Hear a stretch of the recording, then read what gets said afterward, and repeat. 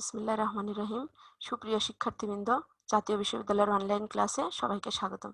আশা করি তোমরা সবাই ভালো আছো। করোনাকালীন এই সময়ে তোমাদের পাঠদান কার্যক্রম চলমান রাখার স্বার্থে জাতীয় বিশ্ববিদ্যালয় অনলাইন ক্লাসের উদ্যোগ গ্রহণ করেছে।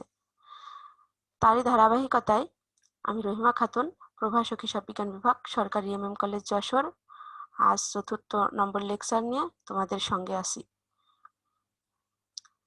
ইতিমধ্যে তোমরা জানো, তোমরা যারা হিসাব বিজ্ঞান বিভাগের বিবি অনার্স প্রথম বর্ষে অধ্যয়নরত, তাদের বাজারজাতকরণ নীতিমালা কোর্সটির পাঠদান কার্যক্রম আমি 12টি লেকচারের মাধ্যমে সম্পন্ন করব।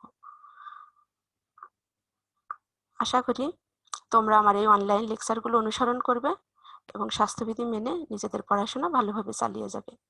আজকের লেকচারের শিরোনাম বাজারজাতকরণ পরিবেশ বিশ্লেষণ, 3য় অধ্যায়।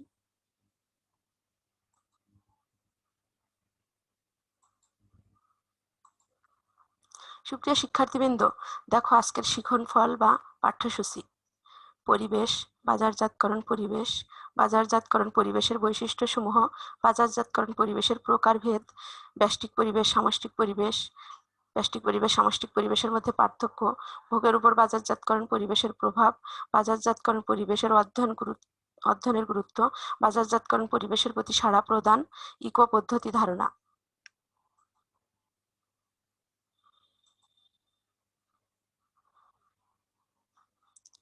প্রিয় শিক্ষার্থীবৃন্দ, দেখো আজকের মূল বিষয় পরিবেশ। পরিবেশ ইংরেজি শব্দ এনভায়রনমেন্ট, তোমরা সবাই জানো। দেখো, পরিবেশ বলতে আমরা কি বুঝি? আমরা যেখানে বসবাস করি তার চারপাশে যা কিছু আছে সব মিলেই পরিবেশ। তার মানে মানুষ যে বসবাস করতেছে, একটা সমাজে বসবাস করছে, তার উপর প্রভাব বিস্তারকারী যা কিছু আছে তার চারপাশে সব পরিবেশের অন্তর্ভুক্ত। তোমরা ইতিমধ্যে জানো ফিলিপ কটলার মার্কেটিং এর জনক। ফিলিপ কটলার পরিবেশ সম্পর্কে সংজ্ঞা দিতে গিয়ে বলেন, the environment is the totality of forces and entities that are external and potentially relevant to the particular agent. তার মানে পরিবেশ হলো শক্তি এবং সত্তার সমষ্টি, যা হলো এক্সটার্নাল বাহ্যিক, and potentiality relevant মানে সম্ভাব্যভাবে সম্পৃক্ত, টু দ্য পার্টিকুলার এজেন্ট মানে সংশ্লিষ্ট প্রতিনিধিদের সাথে। তার মানে আমরা চারপাশে যা কিছু নিয়ে বসবাস করছি সেটাই আমাদের পরিবেশ। এই পরিবেশের মধ্যে দেখো ভূপ্রকৃতি, নদ নদী, পাহাড় পর্বত, শিক্ষা, সংস্কৃতি সবই এই পরিবেশের অন্তর্ভুক্ত।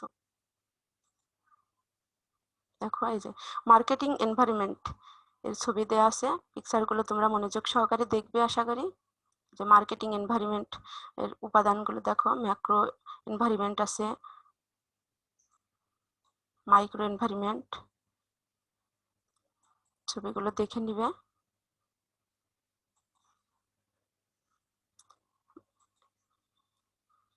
এবার দেখো বাজারজাতকরণ পরিবেশ, মার্কেটিং এনভায়রনমেন্ট। বাজারজাতকরণ পরিবেশটা কি? বাজারজাতকরণ বিভিন্ন কার্যক্রমের সমষ্টি। এই বাজারজাতকরণের কার্যক্রম সম্পন্ন করার জন্য যে সমস্ত বিষয় ওই পণ্যের উপর প্রভাব বিস্তার করে, তাই ওই পণ্যের বাজারজাতকরণ পরিবেশ। হাস্টন এর মতে, the marketing environment is a set of diverse, dynamic, and uncontrollable force that impinges on an organization's marketing operations and opportunities. তার মানে বাজারজাতকরণ পরিবেশ হলো সেট মানে সমষ্টি অফ ডাইভার্স, ডাইনামিক, গতিশীল, অ্যান্ড আনকন্ট্রোলেবল, অনিয়ন্ত্রণযোগ্য ফোর্স, শক্তিসমূহ দ্যাট প্রভাব বিস্তার করে, that impinges of an organisation's marketing operations মানে বাজারজাতকরণ কার্যক্রম পরিচালনায়, অ্যান্ড অপরচুনিটিস এবং সুযোগসমূহের উপরে। তার মানে বাজারজাতকরণ কার্যক্রম পরিচালনার জন্য যা প্রভাব বিস্তার করে, যা অভ্যন্তরীণ বাহ্যিক, সবই এই বাজারজাতকরণ পরিবেশের অন্তর্ভুক্ত।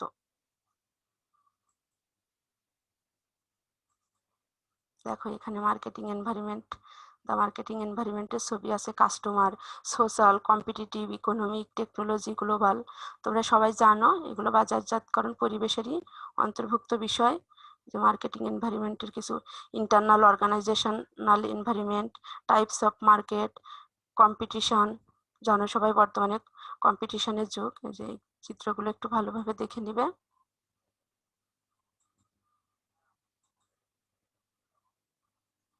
এবার আমরা দেখি বাজারজাতকরণ পরিবেশের বৈশিষ্ট্য সমূহ। বাজারজাতকরণ পরিবেশ কতগুলো পক্ষ এবং শক্তির সমাহার। আগেই বলা হয়েছে তোমাদের যে set of force and entities, মানে বিভিন্ন পক্ষ এবং শক্তির সমাহার।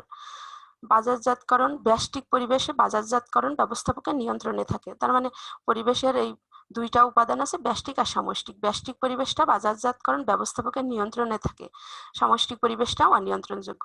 যে সামষ্টিক পরিবেশের উপর বাজারজাতকরণ ব্যবস্থাপকের কোনো নিয়ন্ত্রণ থাকে না, তার মানে সামষ্টিক পরিবেশ বাজারজাতকরণ ব্যবস্থাপকের নিয়ন্ত্রণ করতে পারে না, অনিয়ন্ত্রণযোগ্য। তারপর দেখো বাজারজাতকরণ পরিবেশ বাজারজাতকরণ কর্মকাণ্ডের উপর প্রত্যক্ষ এবং পরোক্ষভাবে প্রভাব বিস্তার করে। তার মানে বাজারজাতকরণ কার্যক্রমের উপর এই বাজারজাতকরণ পরিবেশের সরাসরি এবং পরোক্ষ প্রভাব আছে। বাজারজাতকরণ পরিবেশের উপাদানগুলো সর্বদা পরিবর্তনশীল ও অনিশ্চিত। প্রতিষ্ঠানের অন্য সকল কাজের উপরও এর প্রভাব আছে। তারপর দেখো পরিবেশ বিশ্লেষণের উপর বাজারজাতকরণের সাফল্য অনেকাংশে নির্ভরশীল। তার মানে যে পরিবেশ তার বাজারজাতকরণের পরিবেশ যত ভালো করে বিশ্লেষণ করতে পারবে, যেই কোম্পানি বাজারজাতকরণ পরিবেশের বিশ্লেষণ কিংবা গবেষণা যত বেশি করতে পারবে, সেই প্রতিষ্ঠান তত বেশি সফলতা অর্জন করবে। বাজারজাতকরণ পরিবেশ প্রতিষ্ঠানের জন্য সুযোগ, হুমকি বা অনিশ্চয়তা সৃষ্টি করে। তার মানে সুযোগও সৃষ্টি করতে পারে, তারপর হুমকি বা অনিশ্চয়তাও সৃষ্টি করতে পারে। দেখো এরপরে যে মার্কেটিং এনভায়রনমেন্টের আরো কিছু ছবি দেওয়া আছে। ন্যাচারাল এনভায়রনমেন্ট, প্রাকৃতিক পরিবেশ, demographic environment, socio-cultural environment, economic environment, political environment, technological environment, legal environment। দেখো এই ছবিগুলো দেখে নিও। প্রিয় শিক্ষার্থীবৃন্দ, এবার দেখো পরবর্তী বিষয় বাজারজাতকরণ পরিবেশের প্রকারভেদ। অলরেডি আমি বলছি বাজারজাতকরণ পরিবেশকে দুই ভাগে ভাগ করা যায়, ব্যষ্টিক পরিবেশ, সামষ্টিক পরিবেশ। দেখো ব্যষ্টিক পরিবেশ কি? যে পরিবেশের উপাদানগুলো নিয়ন্ত্রণযোগ্য, কিছুটা হলেও নিয়ন্ত্রণযোগ্য এবং পরিবেশের উপাদানগুলোর বাজারজাতকরণের উপর সরাসরি প্রভাব বিস্তার করে, প্রত্যক্ষ প্রভাব, সেটা হলো বাজারজাতকরণ ব্যষ্টিক পরিবেশ। আর সামষ্টিক পরিবেশটা দেখো, সামষ্টিক পরিবেশের উপাদানগুলো কিছুটা অনিয়ন্ত্রিত এবং পরোক্ষ প্রভাব বিস্তার করে। বাজারজাতকরণ পরিবেশ, এই যে সামষ্টিক পরিবেশটা বাজারজাতকরণ কর্মকাণ্ডের উপর পরোক্ষভাবে প্রভাব বিস্তার করে। দেখো ব্যষ্টিক পরিবেশের কিছু উপাদান আছে: কোম্পানি, সরবরাহকারী, মধ্যস্থ কারবারি, ক্রেতা, সাধারণ প্রতিযোগী, জনগোষ্ঠী। তারপর দেখো সামষ্টিক পরিবেশ। সামষ্টিকের মধ্যে কি আছে? জনসংখ্যাগত উপাদান, অর্থনৈতিক উপাদান, প্রাকৃতিক উপাদান, প্রযুক্তিগত উপাদান, রাজনৈতিক উপাদান, সাংস্কৃতিক উপাদান। তার মানে এই সবগুলো বিষয়ই বাজারজাতকরণ পরিবেশের উপাদান সমূহ অথবা নিয়ন্ত্রণ চলক সমূহ। দেখো এবার আমরা একটু ব্যাপকভাবে আলোচনা করি ব্যষ্টিক পরিবেশ। ব্যষ্টিক পরিবেশ অলরেডি তোমাদের বলছি যে কয়েকটা উপাদান আছে, তার মধ্যে দেখো কোম্পানি, সরবরাহকারী, মধ্যস্থ কারবারি নিয়ে আগে কথা বলি। কোম্পানি,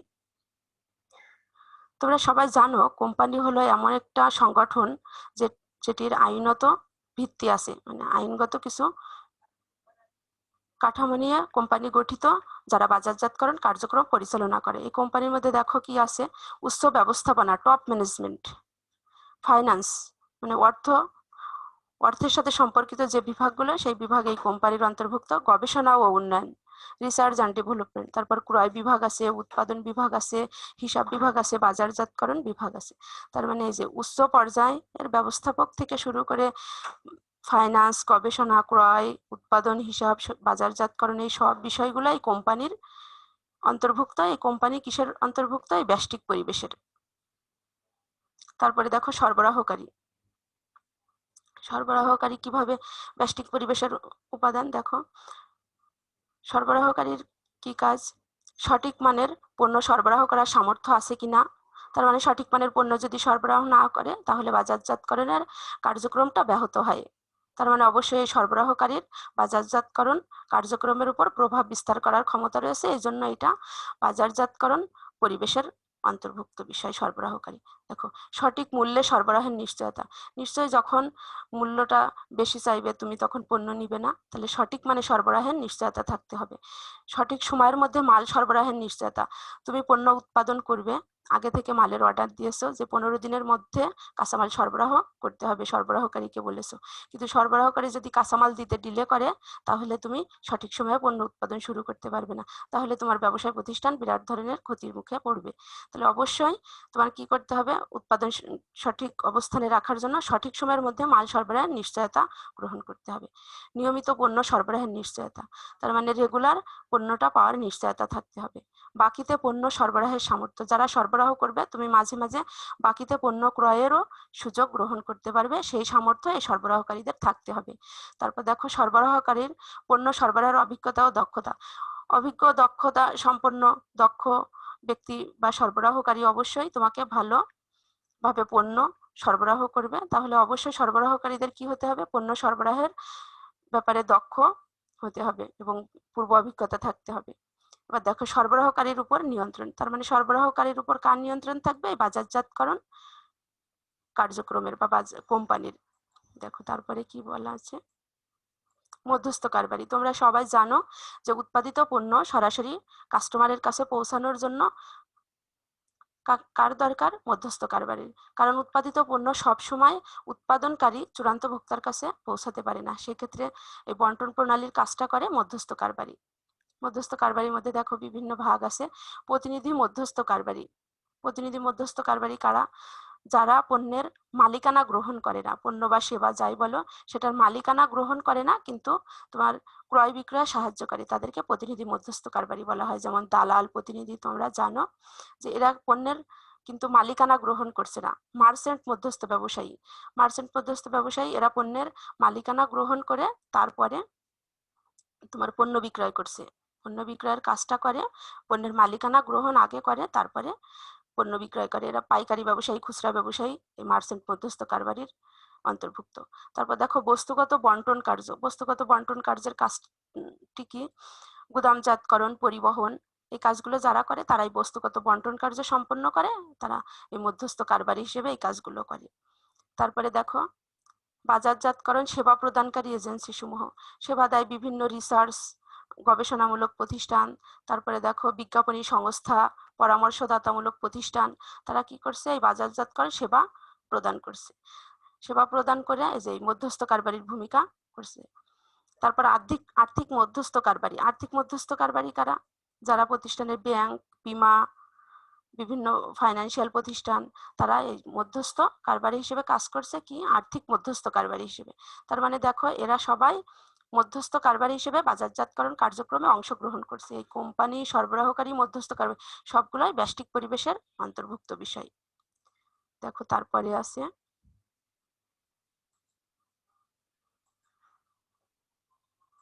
ব্যষ্টিক পরিবেশেরই আরো কয়েকটি উপাদান। দেখো ব্যষ্টিক পরিবেশের অলরেডি 3টা তোমাদের সাথে আলোচনা করলাম, এবার আর 3টা দেখো। ক্রেতা সাধারণ, প্রতিযোগী, জনগোষ্ঠী। ক্রেতা সাধারণ কারা, যারা পণ্য ক্রয় করে, সাধারণ অর্থে তাদেরকেই আমরা ক্রেতা বলি। দেখো ক্রেতা কারা, ভোক্তা বাজার, কনজিউমার মার্কেটস। ভোক্তা বাজার হলো যারা ভোগের উদ্দেশ্যে পণ্যটা ক্রয় করে, তাদেরকে ভোক্তা বাজার বলা হয়। ভোগের উদ্দেশ্যে ক্রয় করলে তারা ভোক্তা, আর যে বাজার থেকে ক্রয় করে তাকে ভোক্তা বাজার বলা হয়। আমরা জানি ব্যক্তি পরিবার মূলত পণ্যটা ক্রয় করে ভোগের উদ্দেশ্যে, এই ব্যক্তি পরিবার এই ভোক্তা বাজারের অন্তর্ভুক্ত। ব্যবসায় বাজার, যারা পুনরায় উৎপাদন বা প্রক্রিয়াকরণের মাধ্যমে পণ্য বিক্রি করবে তাদেরকে বলা হয় এই ব্যবসায় বাজার। দেখো বিভিন্ন প্রকার শিল্প প্রতিষ্ঠান বাজার থেকে বিভিন্ন কাঁচামাল সংগ্রহ করে পুনরায় প্রক্রিয়াকরণের মাধ্যমে পণ্যটি বিক্রি করে, তারাই ব্যবসায় বাজারের অন্তর্ভুক্ত। পুনঃ বিক্রেতার বাজার, তার মানে রিসেলার মার্কেটস। দেখো পাইকারি ব্যবসায়ী, খুচরা ব্যবসায়ী, তোমরা জানো যে এরা পণ্য ক্রয় করে এরা কিন্তু ভোগ করে না, ভোগ না করে এরা আবার পুনরায় বিক্রয় করে, এর জন্য এদেরকে পুনঃ বিক্রেতার বাজারও বলা হয়। পাইকারি ব্যবসায়ী, খুচরা ব্যবসায়ীকে পুনঃ বিক্রেতার বাজারও বলা হয়। তারপর দেখো সরকারি বাজার। সরকারও তোমরা জানো যে অনেক সময় সরকারও পণ্য সামগ্রী ক্রয় করে কিভাবে, যে সরকারি হাসপাতালে, স্কুল, অফিস, এই সমস্ত প্রতিষ্ঠানেও অনেক পণ্য আছে যে সরকারি বাজার, সরকারের মাধ্যমে পণ্যগুলো ক্রয় করা হয়। তারপরে দেখো আন্তর্জাতিক বাজার। তোমরা জানো যে ইন্টারন্যাশনাল মার্কেট মানে আন্তর্জাতিক বাজার। আন্তর্জাতিক বাজার বলতে যে বৈদেশিক, যারা বিদেশি যারা পণ্য ক্রয় করে তাদেরকেই বলা হয়।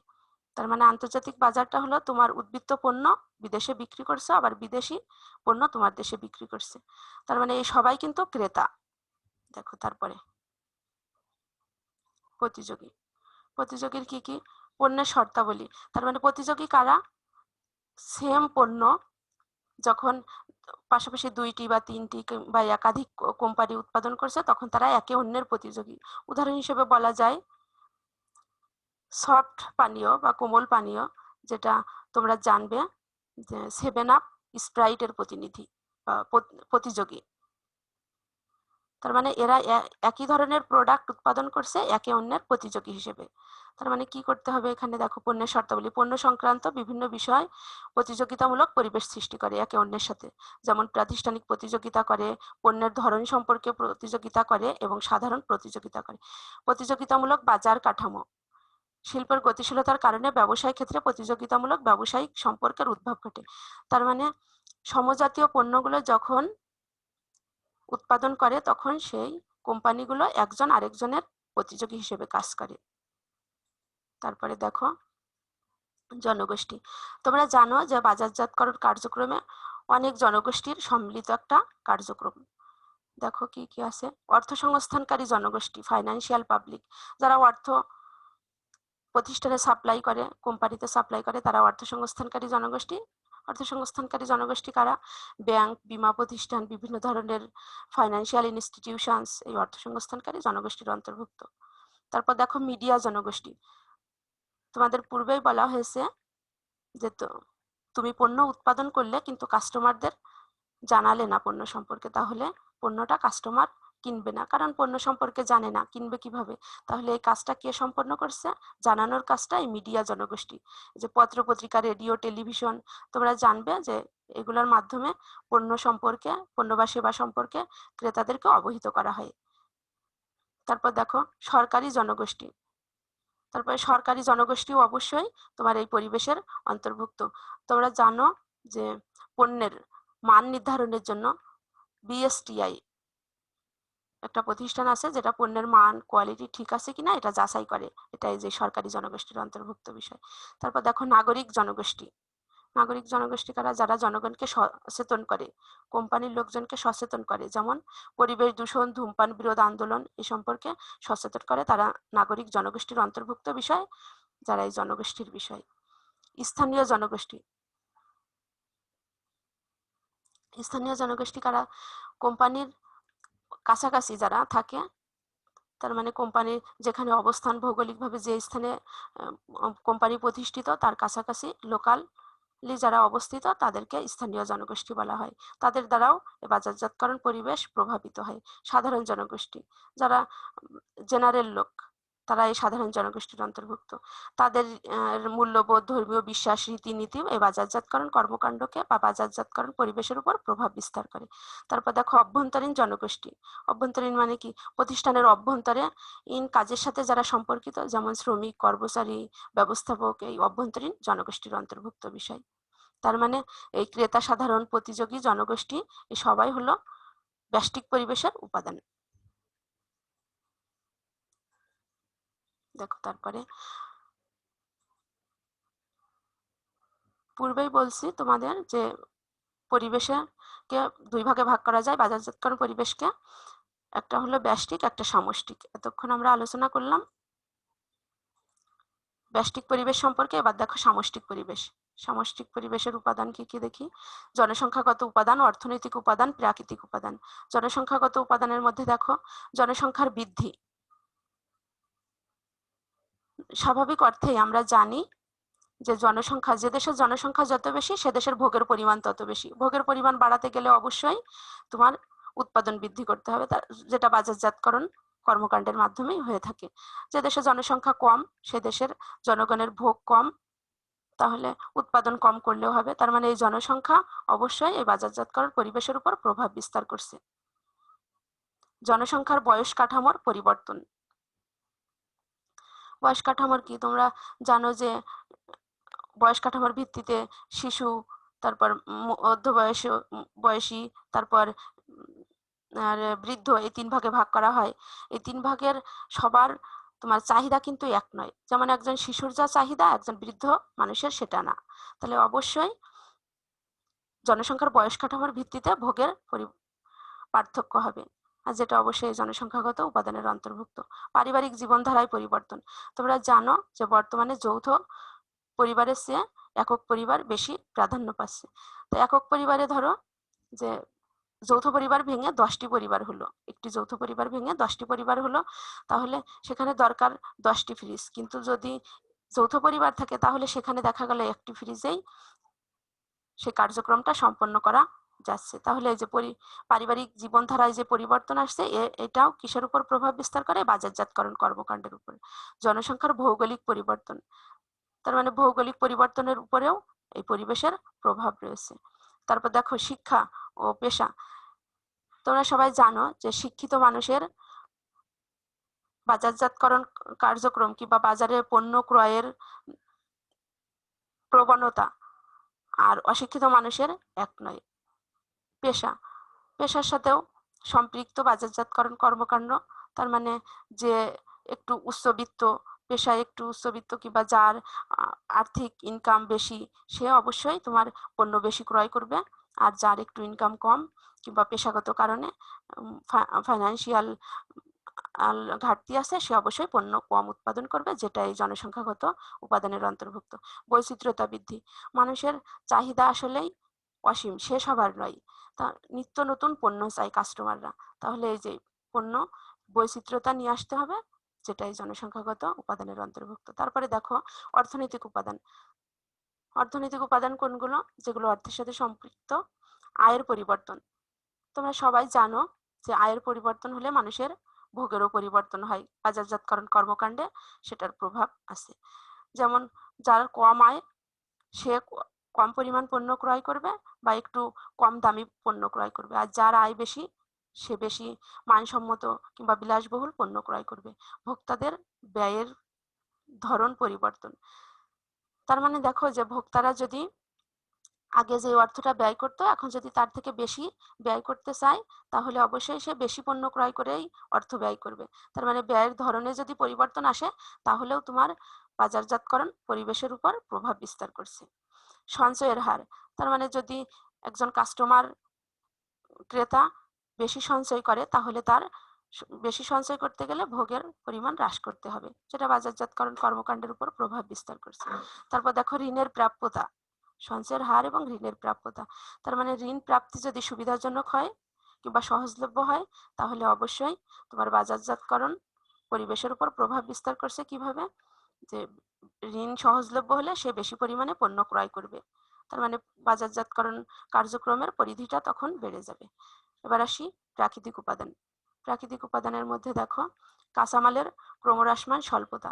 যদি কাঁচামালের ঘাটতি থাকে কিংবা স্বল্পতা থাকে তাহলে পণ্য উৎপাদনেও সমস্যা হয়, আর যদি কাঁচামাল সহজলভ্য হয় তাহলে পণ্য বেশি উৎপাদন করা সম্ভব হয়, যেটা এই প্রাকৃতিক উপাদানের অন্তর্ভুক্ত। শক্তি সম্পদের ব্যয় বৃদ্ধি। শক্তি সম্পদ যেমন বিদ্যুৎ, তারপর তোমার কয়লা খনি, এর যদি ব্যয় বৃদ্ধি পায়, এই শক্তি সম্পদের সৌরশক্তি এর ব্যয় বৃদ্ধি পেলে প্রতিষ্ঠান কম পরিমাণ পণ্য উৎপাদন করবে, যেটি তোমার এই বাজারজাতকরণ কর্মকাণ্ডের উপর প্রভাব বিস্তার করবে। পরিবেশ দূষণের মাত্রা বৃদ্ধি। তার মানে বেশি পরিমাণ পণ্য উৎপাদন করলে কিংবা পরিবেশ সচেতন না হলে পরিবেশ দূষণের মাত্রা বৃদ্ধি পাবে এই বাজারজাতকরণ কর্মকাণ্ডের মাধ্যমে, যেটা প্রাকৃতিক উপাদান। সরকারের ভূমিকা। সরকার বিভিন্ন নিয়ম নীতি নির্ধারণ করে দেয়, যেটা এই প্রাকৃতিক পরিবেশের অন্তর্ভুক্ত, যেটি তোমার বাজারজাতকরণ পরিবেশেরই অন্তর্ভুক্ত বিষয়। তার মানে এই জনসংখ্যাগত, অর্থনৈতিক উপাদান আর প্রাকৃতিক উপাদান এই সবগুলোই বাজারজাতকরণের সামষ্টিক পরিবেশের অন্তর্ভুক্ত বিষয়। তারপরে দেখো সামষ্টিক পরিবেশে আরো কয়েকটি উপাদান আছে, 3টি নিয়ে আলোচনা করলাম, এবার দেখো আর বাকি 3টি। প্রযুক্তিগত উপাদান, রাজনৈতিক উপাদান, সাংস্কৃতিক উপাদান।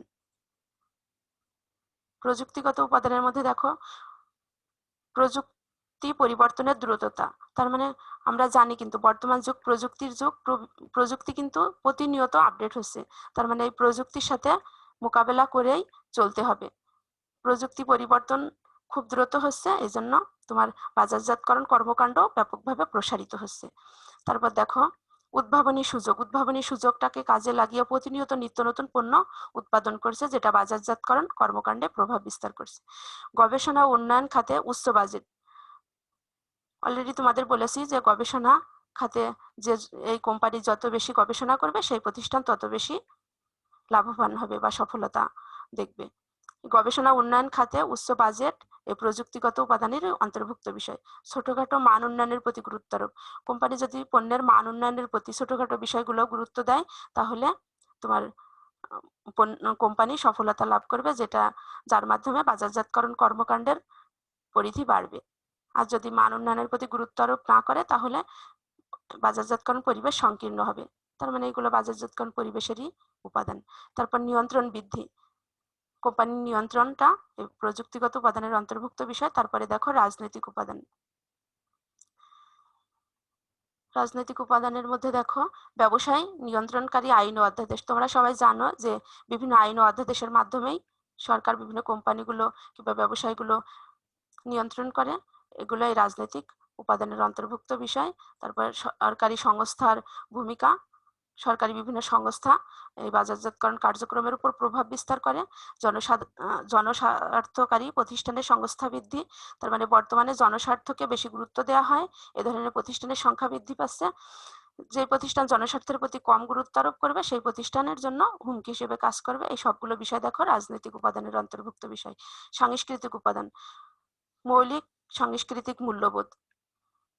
সংস্কৃতি কি? আমরা যেটা চারপাশে যেই মূল্যবোধ কিংবা সংস্কৃতি নিয়ে বাস করি সেটাই আমাদের মৌলিক সংস্কৃতি। এই মৌলিক সংস্কৃতি বা মূল্যবোধের কারণেই দেখো যে মুসলিম কান্ট্রিতে যেগুলো এলাও আছে হিন্দু কান্ট্রিতে অন্যরকম, কিংবা হিন্দু কান্ট্রিতে যেগুলো এলাও আছে মুসলিম কান্ট্রি একটু ভিন্ন প্রকৃতির। উপসংস্কৃতি, এই সংস্কৃতির মধ্যেই দেখো উপসংস্কৃতি। আমরা বাঙালি, এটা আমাদের সংস্কৃতি, কিন্তু উপসংস্কৃতি কি? যে বাঙালির মধ্যেও বিভিন্ন ভাগ আছে। দেখো চাকমা, মারমা, এই যে বিভিন্ন সংস্কৃতি, ওরা আলাদা আলাদা সংস্কৃতির অন্তর্ভুক্ত, কিন্তু আমরা সবাই বাঙালি, এটা আবার আমাদের সংস্কৃতির অন্তর্ভুক্ত বিষয়। তারপর দেখো দ্বিতীয় স্তরের মূল্যবোধের পরিবর্তন, তার মানে মূল্যবোধের পরিবর্তন হলেও তোমার বাজারজাতকরণ কর্মকাণ্ডের উপর প্রভাব বিস্তার করছে। এই সবগুলো বিষয় সাংস্কৃতিক উপাদানের অন্তর্ভুক্ত। তার মানে আগের তিনটি এবং এই তিনটি প্রযুক্তিগত উপাদান, রাজনৈতিক উপাদান, সাংস্কৃতিক উপাদান, এই সবগুলোই বাজারজাতকরণের সামষ্টিক পরিবেশের উপাদান। এই সামষ্টিক পরিবেশ এবং এই ব্যষ্টিক পরিবেশ কিসের থেকে আসলো? বাজারজাতকরণ পরিবেশের প্রকার ভেদের মধ্যে। তার মানে দেখো এখানে একটা প্রশ্ন আলোচনা করতেই এতটা সময় দরকার, সময় স্বল্পতার কারণে ডিটেলস বলা একটু কষ্টকর। তোমরা এই ছবিগুলো দেখে আরো ক্লিয়ার করবে তোমাদের ধারণা। দেখে নিও একটু ছবিগুলো মনোযোগ সহকারে।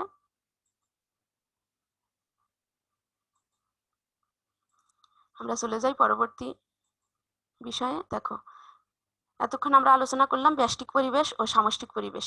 তা ব্যষ্টিক পরিবেশ সামষ্টিক পরিবেশের মধ্যে কিছু পার্থক্য আছে। দেখো বিষয়গুলা, যে ব্যষ্টিক পরিবেশ কতগুলো পক্ষ, শক্তি বা উপাদানের সমষ্টিকে বোঝায় যেগুলো নিয়ন্ত্রণযোগ্য, যেটা তোমাদের অলরেডি বলা হয়েছে, আর প্রতিষ্ঠানের কার্যক্রমকে প্রত্যক্ষভাবে প্রভাবিত করে। আর সামষ্টিক পরিবেশ অনিয়ন্ত্রিত আর তোমার পরোক্ষভাবে প্রভাব বিস্তার করে, কিংবা এই ব্যষ্টিক পরিবেশের অন্তর্গত উপাদানসমূহের উপর প্রভাব বিস্তার করে। এর উপাদান কি কি? কোম্পানি, সরবরাহকারী, বাজারজাতকরণ, মধ্যস্থ কারবারি, প্রতিযোগী, জনগোষ্ঠী, ক্রেতা সাধারণের, জনসংখ্যাগত, অর্থনৈতিক, প্রাকৃতিক, প্রযুক্তিগত, রাজনৈতিক, সাংস্কৃতিক। আর এর আওতা কি? অপেক্ষাকৃত ক্ষুদ্র আর এর আওতা বড়। তারপর প্রভাব, দেখো এর আগেই বলা হয়েছে যে এর সরাসরি প্রভাব বিস্তার করে আর এটা পরোক্ষভাবে প্রভাব বিস্তার করে। তারপরে দেখো যে নিয়ন্ত্রণ, এই বাজারজাতকারের সামষ্টিক পরিবেশটা তোমার অনিয়ন্ত্রণযোগ্য আর ব্যষ্টিক পরিবেশ নিয়ন্ত্রণযোগ্য।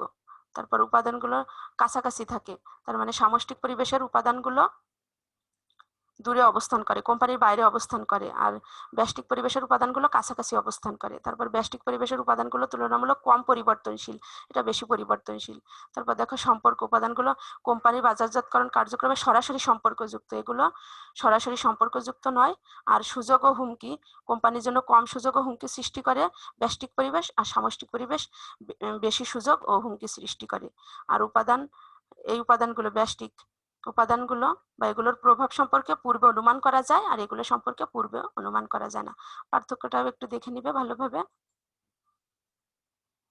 দেখো তার পরবর্তী বিষয় এই যে ইংরেজিতেও একটা পার্থক্য দেওয়া আছে, তোমরা একটু দেখবে। তারপর দেখো ভোগের উপর বাজারজাতকরণ পরিবেশের প্রভাব। কি কি প্রভাব আছে ভোগের উপর? দেখো ভোগের উপর বাজারজাতকরণের 5 ধরনের প্রভাব আছে: পারিবারিক প্রভাব, সামাজিক প্রভাব, অর্থনৈতিক প্রভাব, সাংস্কৃতিক প্রভাব, ব্যবসায়িক প্রভাব। দেখো পারিবারিক প্রভাবের মধ্যে বয়স, অলরেডি তোমাদের বলছি যে বয়স অনুসারে তোমার ভোগের পার্থক্য হয়। যেমন একজন বৃদ্ধের যা চাহিদা একজন শিশুর তা চাহিদা নয়। তার মানে যে বয়সের জনসংখ্যা যত বেশি তাদের অনুসারে পণ্য উৎপাদন করতে হয়, তাদের অনুসারে পণ্য ভোগ করা হয় সেই দেশ। পরিবারের আয়তন, মানে একক পরিবারের ভোগের পরিমাণ আর যৌথ পরিবারের ভোগের পরিমাণ এক হয় না। তার মানে এটা যে পারিবারিক প্রভাবের বিষয়। বৈবাহিক অবস্থা, বিবাহিত এবং অবিবাহিত তোমার ভোগের পার্থক্য আছে। আয়, আয় কম বেশি হলে অবশ্যই ভোগেরও কম বেশি হবে। এই যে এই কয়টা বিষয় দেখো পারিবারিক প্রভাব। তারপর দেখো সামাজিক প্রভাব। তোমরা জানো যে শিক্ষিত মানুষের ভোগের ধরন আর অশিক্ষিত মানুষের ভোগের ধরন এক নয়। শিক্ষিত মানুষ কি একটু বিলাসবহুল আরামদায়ক পণ্য ক্রয় করতে পারবে, কিন্তু অশিক্ষিত মানুষ যারা একটু নিম্ন শ্রেণীর তারা হলো তোমার একই পণ্য ক্রয় করতে পারবে না। সামাজিক মর্যাদা, দেখো সামাজিক মর্যাদা অবশ্যই ভোগের উপর প্রভাব বিস্তার করে। উদাহরণ হিসেবে বলা যায় যে একজন ডাক্তার যা ভোগ করলো একজন শ্রমিক তা ভোগ করতে পারবে না। তারপর দেখো ব্যক্তিত্ব, তার মানে কিছু ব্যক্তিত্ব সম্পন্ন ব্যক্তি আছে যারা তোমার ব্র্যান্ডের পণ্য ক্রয় করে, কিন্তু আবার কিছু লোয়ার ক্লাসের মানুষ আছে যারা তোমার ফুটপাত থেকেও পণ্য ক্রয় করে। তারপর দেখো প্রতিপত্তি, প্রতিপত্তি জিনিসটা কি, যে তুমি প্রতিপত্তির প্রভাবেই বেশি বেশি দামি বিলাসবহুল পণ্য ভোগ করলে, আর যার প্রতিপত্তি কম সে তোমার কম দামি পণ্য ভোগ করছে। অর্থনৈতিক প্রভাব, অর্থনৈতিক প্রভাব দেখো সঞ্চয়, সঞ্চয় প্রবণতা যার বেশি তার তোমার ভোগ কম, আর সঞ্চয় প্রবণতা যদি কম হয় তাহলে অবশ্যই ভোগের পরিমাণ বেশি করা যায়। আয় স্তর, তার মানে আয় কম হলে ভোগ কম হবে, আয় যদি বেশি হয় তাহলে ভোগও বাড়ানো সম্ভব হয়। যেমন তোমার আয় 1000 টাকা, তাহলে তুমি ইচ্ছা করলেই তো 1200 টাকার পণ্য ভোগ করতে পারবে না, কিন্তু তোমার আয় আছে 10,000 টাকা, তুমি ইচ্ছা করলেই 9,000 টাকার পণ্য ভোগ করতে পারবে। তার মানে অবশ্যই এই ভোগের উপর দেখো এই অর্থনৈতিক প্রভাব থাকবে। তারপর বিনিয়োগ, বিনিয়োগ বৃদ্ধি পেলে কোম্পানি যদি বিনিয়োগ বৃদ্ধি করে উৎপাদন বেশি করে তাহলে অবশ্যই কম মূল্যে পণ্যটা সরবরাহ করতে পারবে, আর তখন ভোগের পরিমাণও বাড়বে। তারপর মুদ্রাস্ফীতি, যখন দেশে মুদ্রাস্ফীতি ঘটে তখন ভোগের পরিমাণ কমে যায়, কারণ অনেক বেশি অর্থ ব্যয় করে অল্প পরিমাণ পণ্য তখন পাওয়া যায়। তারপর দেখো পণ্য মূল্য, পণ্যের মূল্য বেশি হলে স্বাভাবিকভাবেই ভোগের পরিমাণ কমে, এবং পণ্যের মূল্য যদি কম হয় তাহলে স্বাভাবিকভাবেই ভোগের পরিমাণ বাড়ে। এবার দেখো সাংস্কৃতিক প্রভাব, সাংস্কৃতিক প্রভাবের মধ্যে দেখো রীতিনীতি, ধর্মীয় মূল্যবোধ, ধর্মীয় অনুভূতি।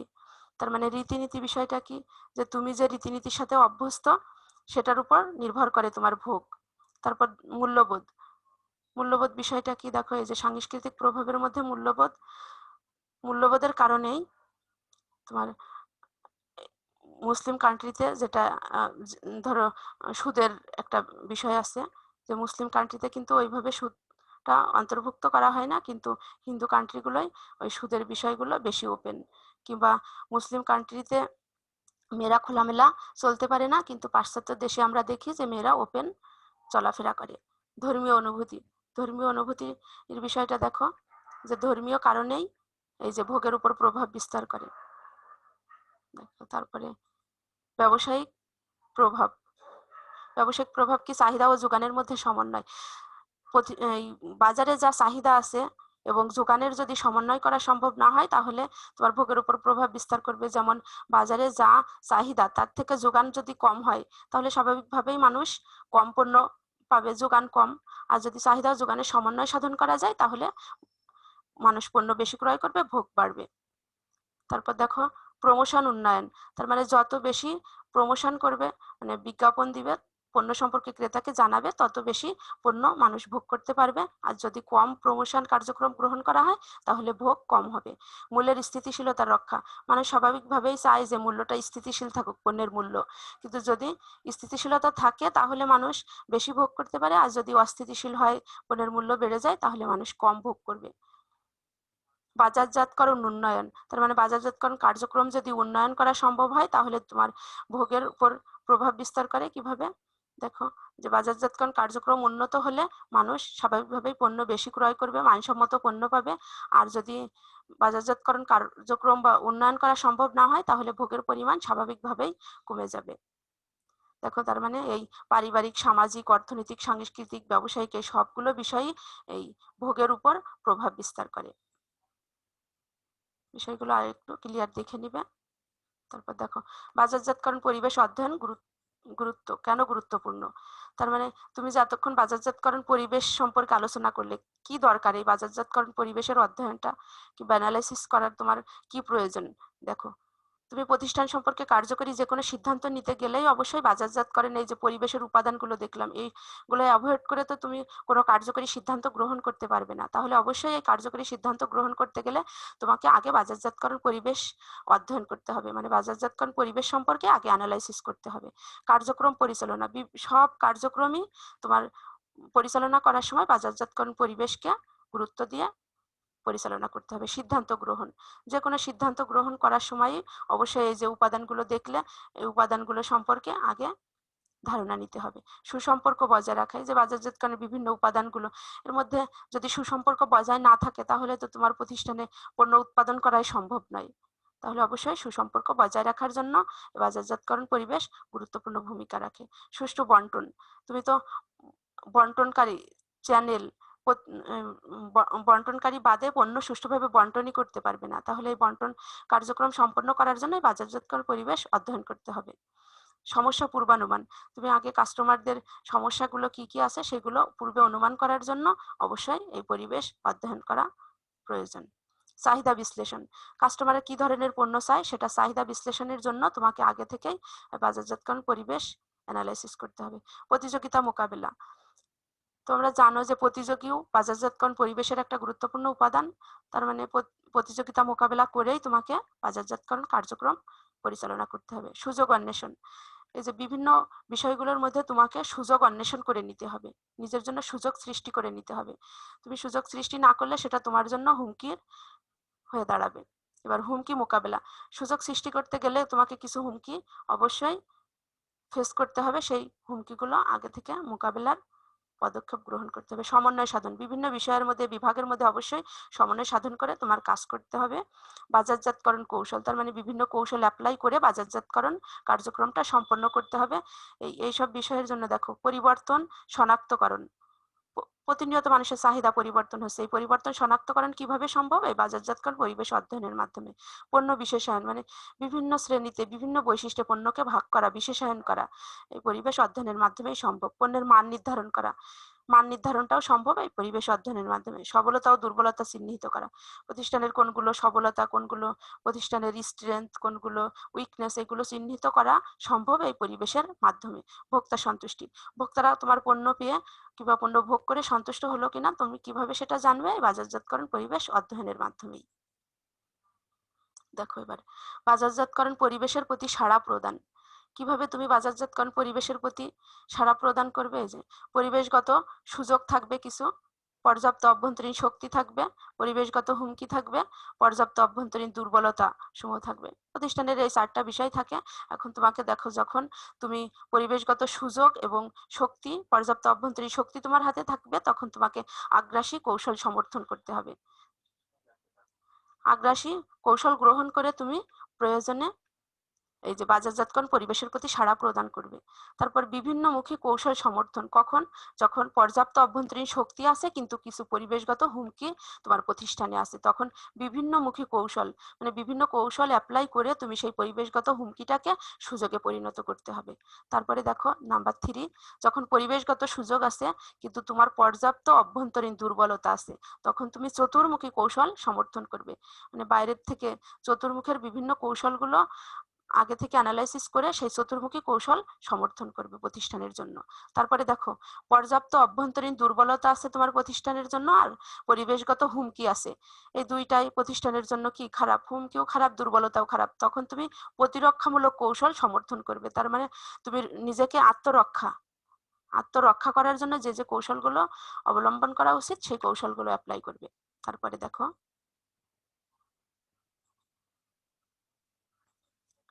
ইকো পদ্ধতি কি? আমরা জানি যে ইকো পদ্ধতি হলো যে জীবজগতের সাথে পরিবেশের যে সম্পর্ক, সেটা হলো ইকো পদ্ধতি। ফিলিপ কটলার মার্কেটিং এর জনক, উনি বলেছেন ecosystem is the functional relationship between organism and their environment. তার মানে প্রতিষ্ঠানের অর্গানিজম এবং তাদের পরিবেশের সাথে সম্পৃক্ত। দেখো তারপরে,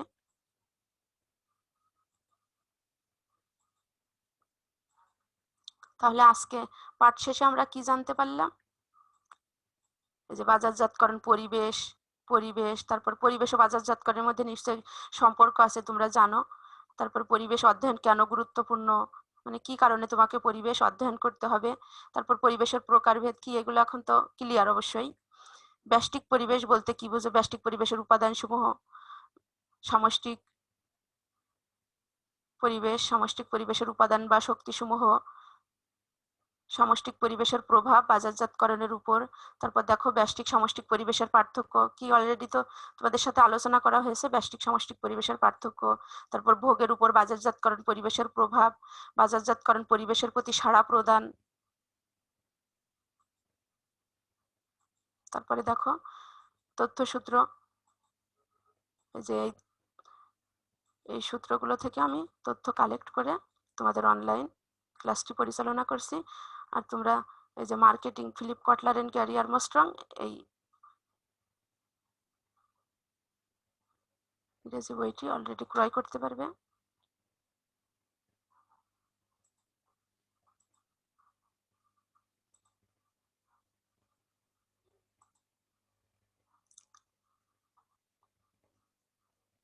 পরবর্তী ক্লাসে তোমাদের সাথে দেখা হবে। তোমরা সবাই ভালো থাকো এবং স্বাস্থ্যবিধি মেনে নিজেদের পড়াশোনা ভালোভাবে চালিয়ে যাও। সবাইকে ধন্যবাদ।